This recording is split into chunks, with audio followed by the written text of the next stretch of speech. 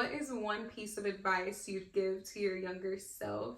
I think my younger self needed a lot, needed a lot of advice. So I could go back in time and tell little Shania anything, I would definitely tell her to stop caring what people think. I was so bullied every single day. As soon as I walked into the door, I mean, immediately all day long. And it was so awful, and I didn't have the confidence or the strength to really stand up for myself. I always just internalized everything. I'm like, man, like, why do these girls hate me so much? Like, why are these dudes so weird to me? Why even teachers? Why are teachers so weird to me sometimes?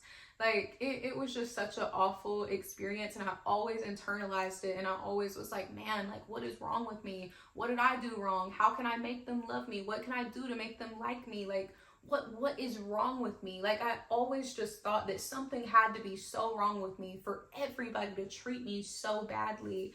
And a piece of advice that I would definitely give my younger self is to not care what people think, because people's opinions of you do not define who you are. How people see you does not define who you are. What the world sees when they look at you does not mean that is what God sees when he looks at you. And it didn't take, or it did take a very long time for me to receive that and to really believe that. And I think I'm still like coming into that belief and still receiving that revelation and that knowing, because I do find myself sometimes still, you know, seeking the validation of people, even if, you know, I think a lot of times in my adult life now, I think that my validation or my need for it is coming from my husband. Like, I find myself now, I'm not necessarily seeking the validation of people. I don't need people's approval, but now I find myself seeking, you know, my husband's approval. And even that, you know, God doesn't want that. You know, I don't need my husband's approval. I don't need my husband's validation. I don't need that from anybody.